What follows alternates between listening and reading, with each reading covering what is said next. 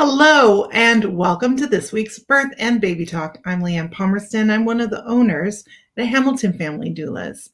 And this week we are talking about baby-led weaning.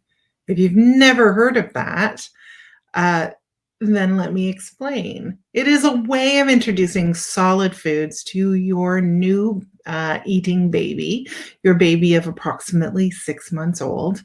And it is a way of eating foods and introducing solids that prioritizes self-feeding and minimizes using purees or eliminates using purees.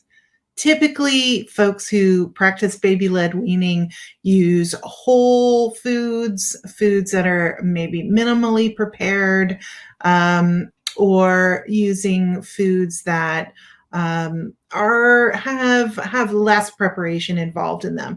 So a lot less sort of processed and packaged foods and a lot less sort of natural foods that we think of, fruits and vegetables and meats and things in their natural state. So I'd like to talk for just a second about my own experience with this. So when I had a child for the first time, I have two of them, and when we approached starting solids, we started noticing that our child was extremely interested in food. And then when we looked into it, we noticed also that they were showing all of the signs of food readiness. So they were able to sit up on their own. They were able to hold their own head up. They were interested in the food that was happening around them. And they were able to, they no longer had their tongue thrust reflex. So they were no longer trying to push food or foreign objects out of their mouth. So those are the really, really important things that we talked about last month that lay the foundation for being able to start solids. And we also when we talked about that last month, we also talked about the fact that historically, pureed baby foods, the things that we think about as baby foods, cereals with nothing in them, purees that are extremely sort of runny, all of those kinds of foods were prepared in order to get babies to eat solid foods or semi-solids before they were developmentally ready, when they were still eating an entirely liquid diet. They were these prepared foods that were created by pharmaceutical companies were ways of bypassing your baby's natural developmental reflexes. And the reason why the idea was to bypass those developmental reflexes was so pharmaceutical companies could sell more products to us.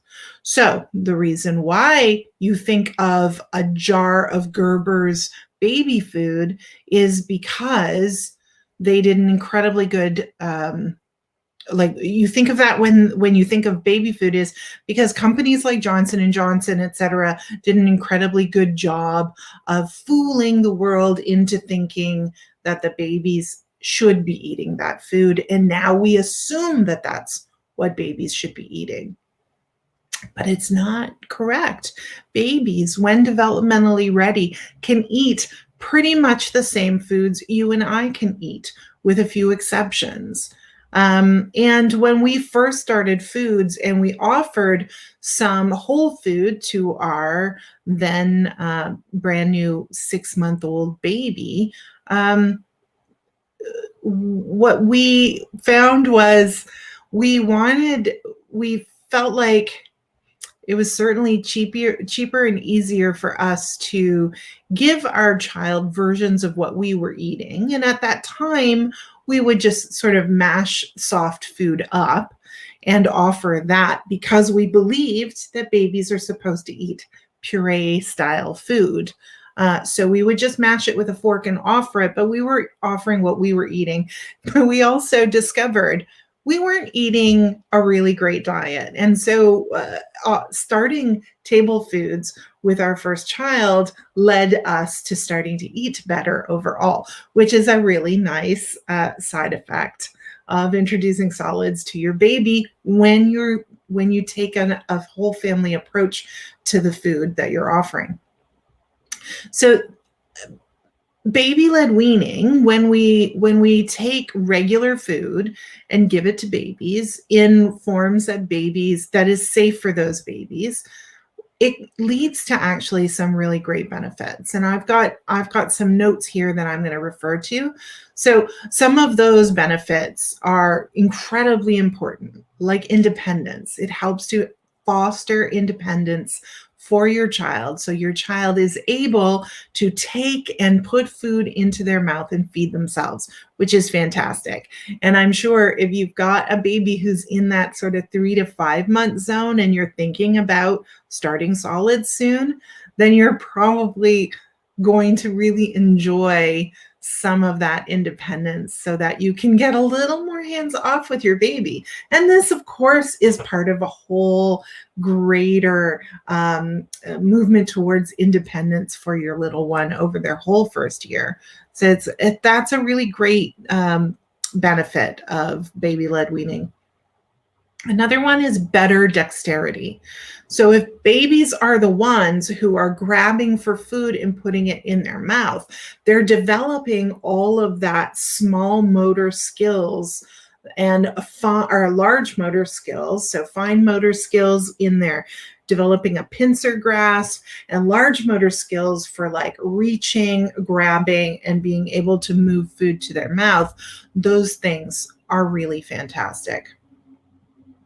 They get control over their own appetite. Now, this is a really big one, and it often goes hand in hand with the idea of consent as well. So babies get to control what goes in their mouth, how much they eat, and when they can stop, and which foods that they will and will not eat. They get to determine those things on a kind of level playing field, right?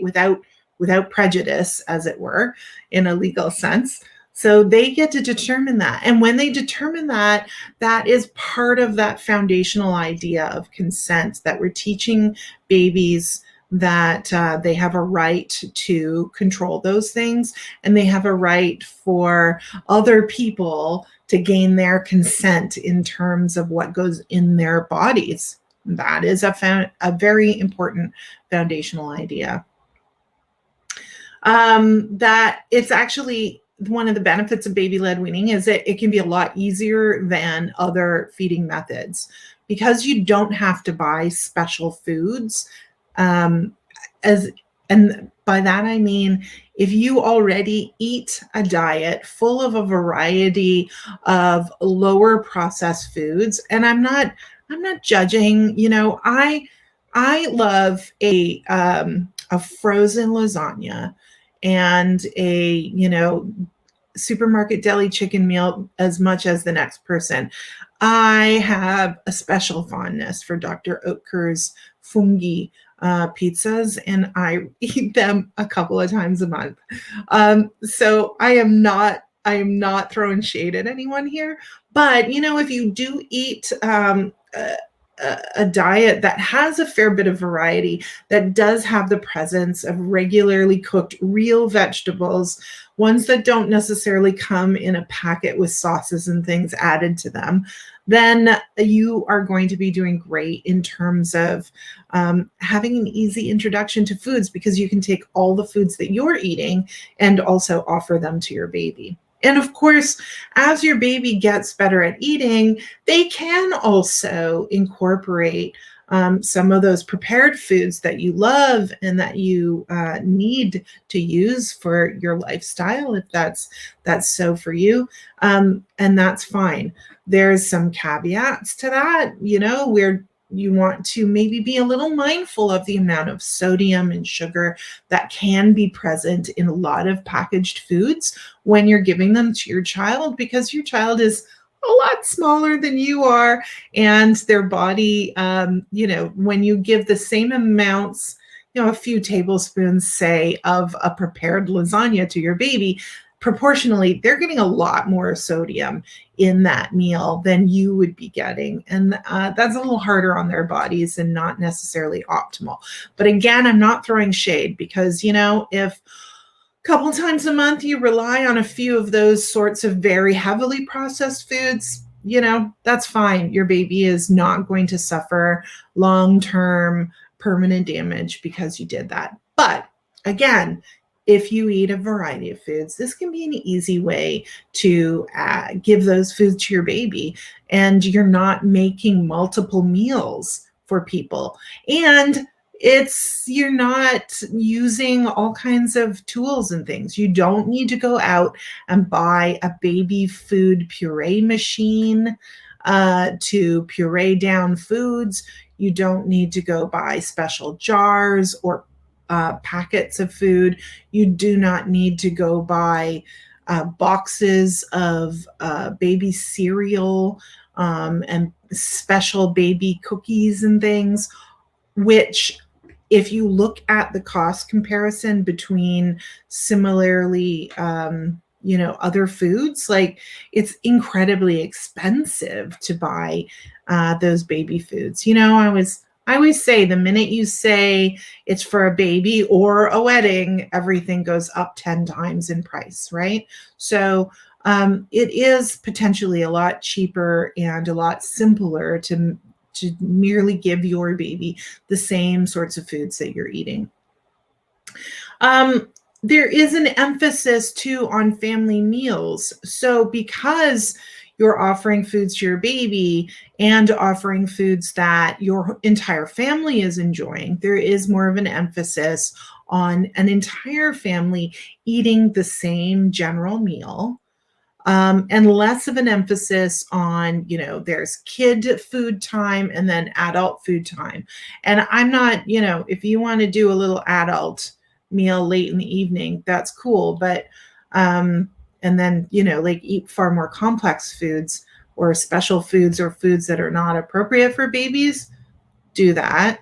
But there are definitely downstream benefits to family meal in time, in terms of lowering the amount of work that you do overall because you're not making multiple meals, lowering the cost because you're making the same foods for everybody, and you're increasing the amount of time that you're spending together as a family interacting, which is super important for just, the whole parenting and family dynamic as your children start to grow.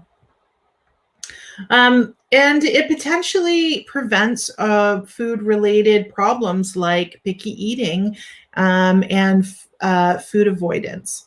So one of the things, because baby-led weaning does not rely on purees, and it is characterized foundationally by self-feeding, we're not taking spoons and putting them in babies' mouths, which can be potentially traumatizing for some babies. That it sounds a little strange to say that, doesn't it?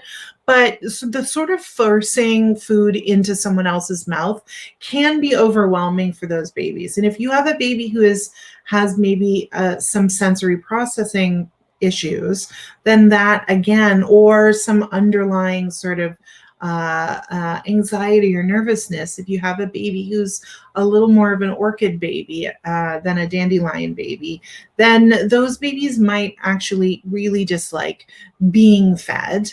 And we also have a tendency, I'm just going to use this pen as if it were a spoon. There's a tendency to put the food in the mouth. Babies are messy eaters, so they get it all over their face and they start to spit it out. And then we take our spoons and we sort of scrape off that food so that the babies are constantly clean. And when they're not feeding themselves, they're not getting their hands dirty.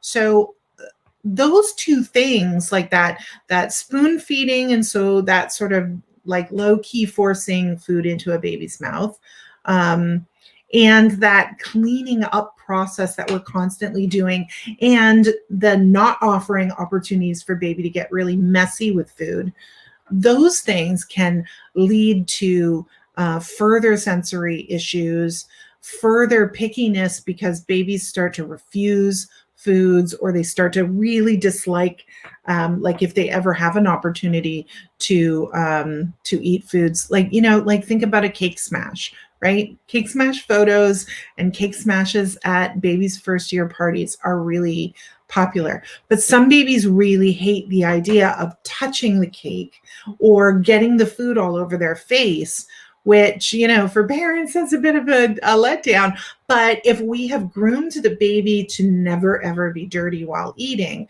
then that's the effect, is that when they do something like a cake smash, they're going to hate it. They're going to really dislike it and be really reluctant to get into the cake and enjoy it the way they should. So those are some of the benefits that baby-led weaning can offer folks. Some of the important considerations around baby-led weaning are, like, first, for a 6-7-month-old baby, which is the typical age that we start solids at. And again, I want to acknowledge that some babies start a tiny bit earlier than that, maybe a few weeks earlier than that. They show clear, consistent signs of readiness in the 5th month. So that's fine if you're starting a baby after you've observed all of those signs of readiness consistently. And some babies don't want to get started for a little while. They're a little later to the game, and they may be starting solids in the 7 to 8 month zone. So 6 to 7 is kind of the average that we're looking at for that first starting solids. And you want to think about, when you're starting the solids, while we do want to introduce nutrition to the babies that are starting solids, getting nutrition into them, getting calories into them through solid food at this stage is not the most concerning thing.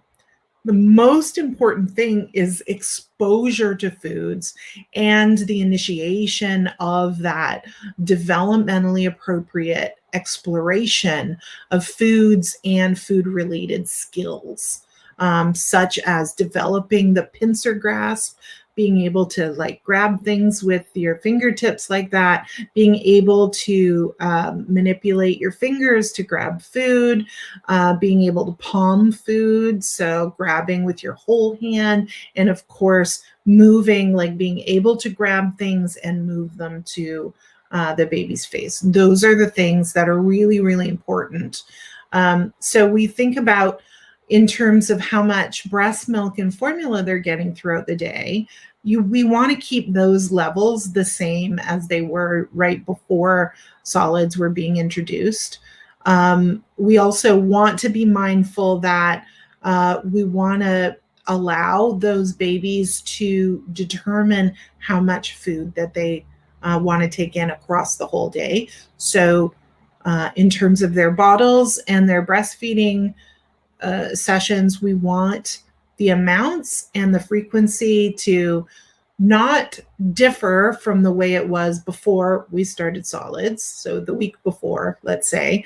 But we also want to be mindful that babies may have gotten in a lot of nutrition, and therefore they may adjust the levels of liquid food that they're getting in their diet themselves. So again, we don't want to force babies to overeat at other times in compensation, but we want to keep things approximately the same. And we want to introduce 1 to 2 meals a day. Really low stakes. This is opportunity for exploration and learning, not about getting a very specific amount of calories into a baby at that moment. Eventually, all babies do make the shift over to eating solids and eventually eating a mostly solids diet. But in that first 6 months or so, your baby is going to probably continue to have about as many feeding sessions for bottles or chest feeding as they did before.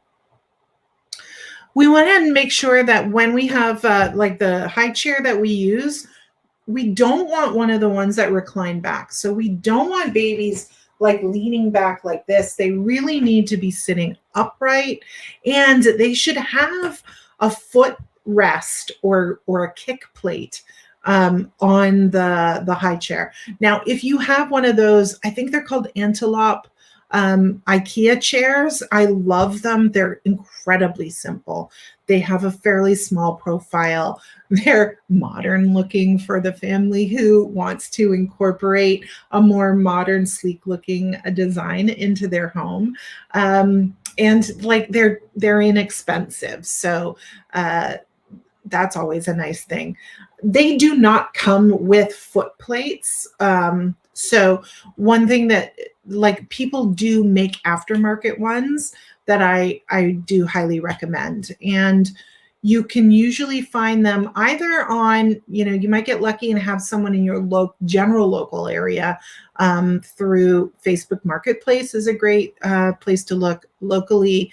Like in Ontario, you can also try Kijiji and then go and see. I'm sure someone on Etsy is making them, but they're pretty easy to make, but there are folks out there who are doing that. Other people are looking at different kinds of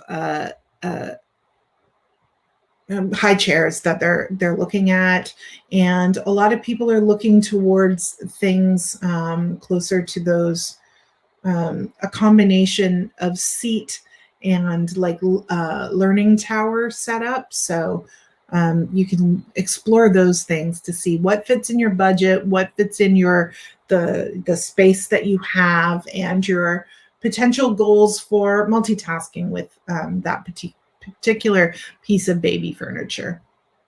You can also get those ones that sort of like clip onto the actual table or strap into an existing chair as well. But again, if you're using those, you need to really think about where babies put their feet, because pressure on babies' feet helps with feeding. It helps when babies are chest feeding, if they can push their feet into something solid, and it helps them with self-feeding as well. You also want to think about using larger pieces of food than smaller. Now, a lot of people think, oh, little babies, 6-month-old, 7-month-old babies can choke so easily. So we're not going to, your instinct will be to create smaller pieces so that there's less potential for choking. But the reality is that smaller babies, beginner eaters, sorry, I'm just getting my tea ready here. I don't want to oversteep it.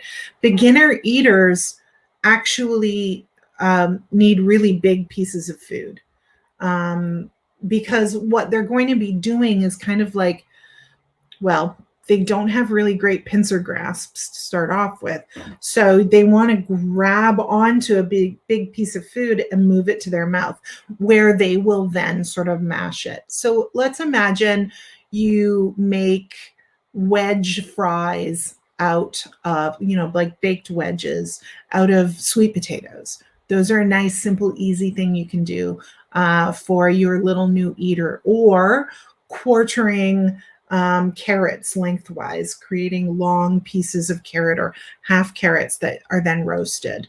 Those kinds of things are fantastic. The same with broccoli, steaming some big pieces of broccoli, not really small. We want them to be really super big so that it's easier for the baby to get their whole hand around it, get it up to their face, and then start to manipulate the food into their mouth and kind of mash away at it.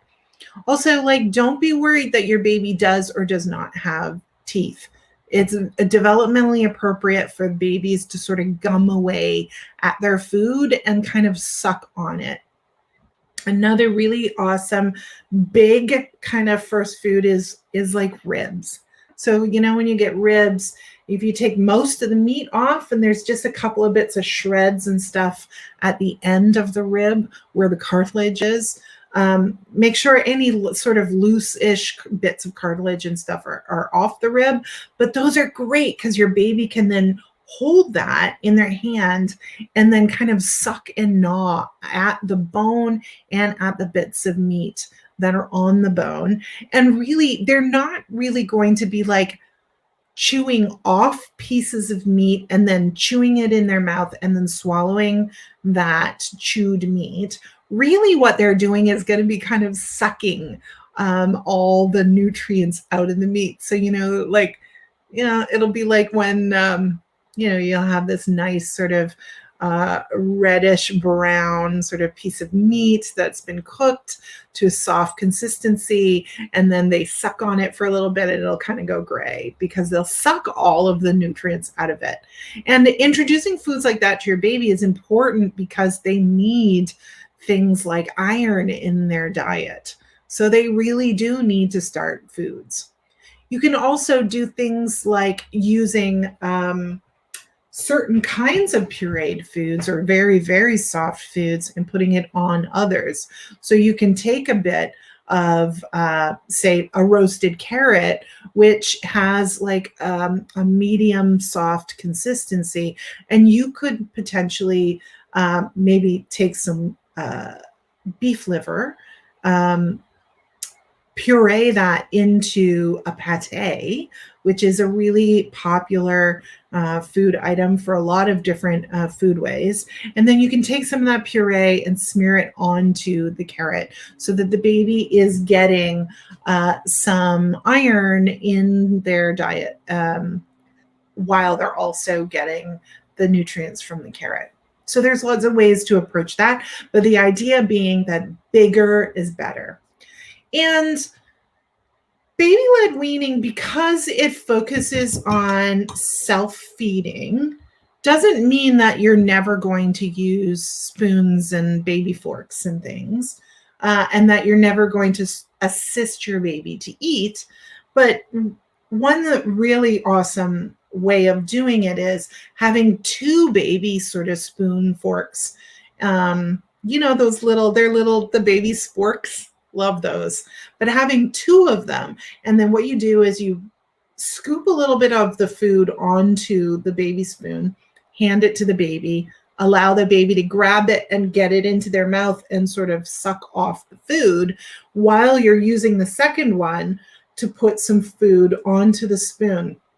When the baby is finished with the one spoon, you swap it and offer them the next one. Let them grab it and put it into their mouth while you're taking the first spoon and putting a bit of food onto it. This is perfect for something like feeding a homemade pate, or a really great food can be like a yogurt. And while we don't want to feed babies like whole cow's milk before around 9 months, processed milk products such as yogurt actually are okay for most babies. Again, you're going to want to check in with a pediatrician or your family doctor to verify that. If you're feeling at all nervous, you can also do some research to see that. But using yogurt as a base to add other things in is actually a really great idea. And some people will maybe add in a little bit of pureed fruit that they may have. They may also add in a bit of peanut butter in to boost the amount of protein that the baby is getting. So, it used to be that we didn't want babies to eat any nuts or anything and peanut butter because we were worried about introducing allergens, high allergic foods to babies.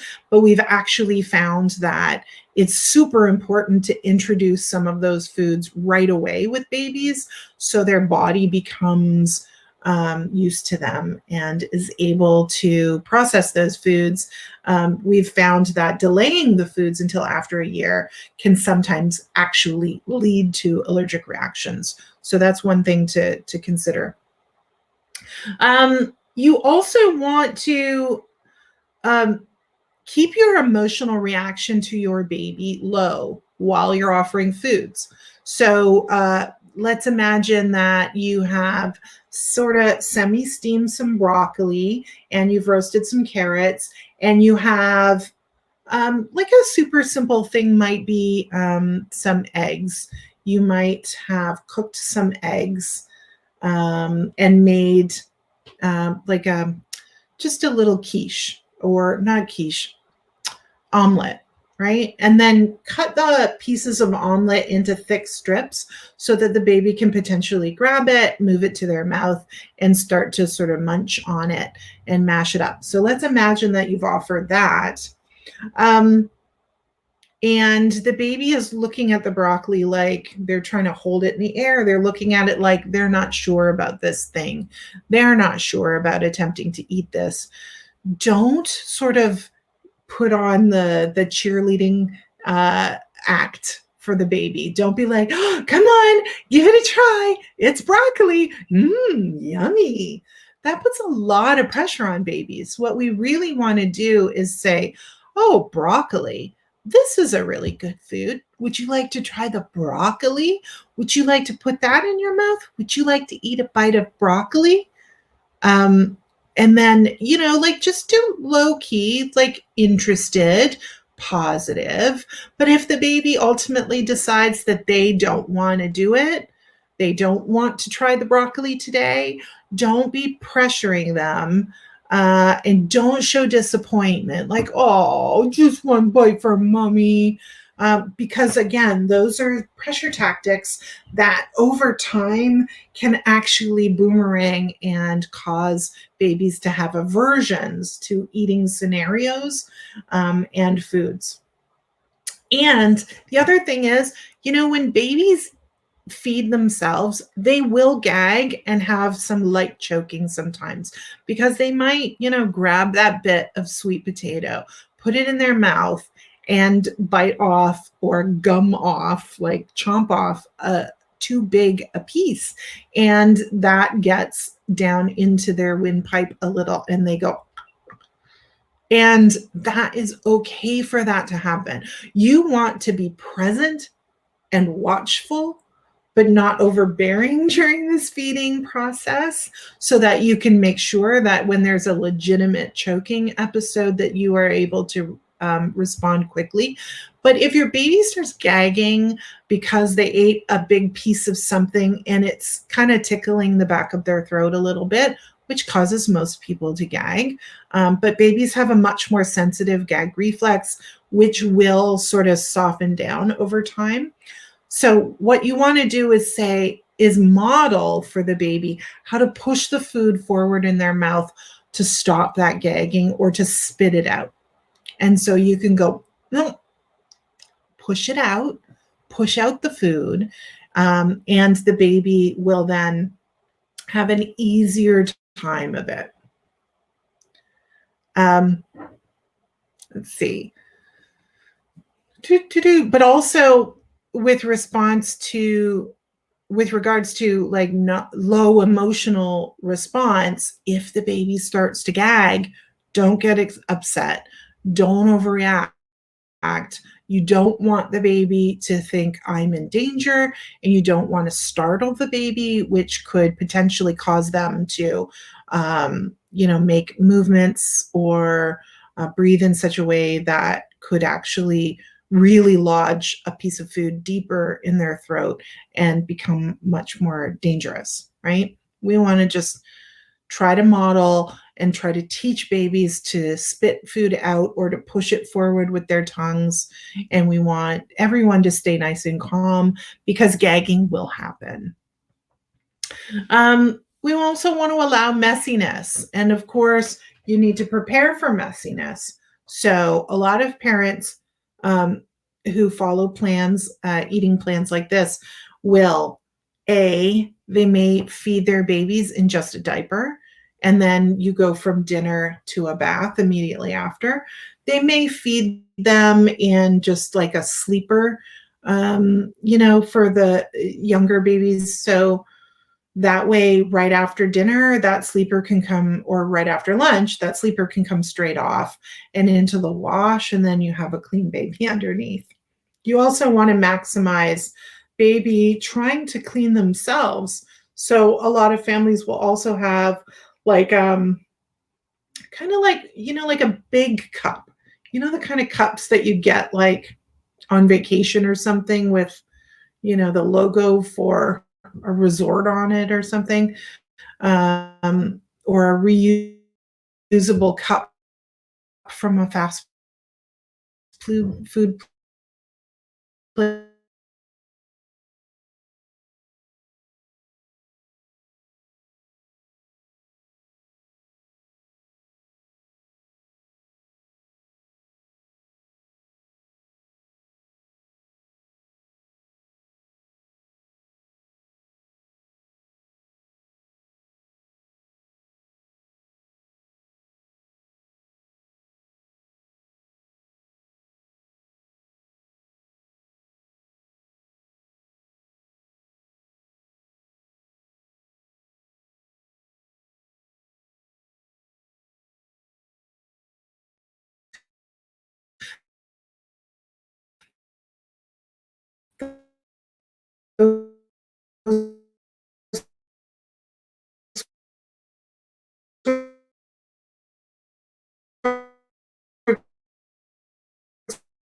A big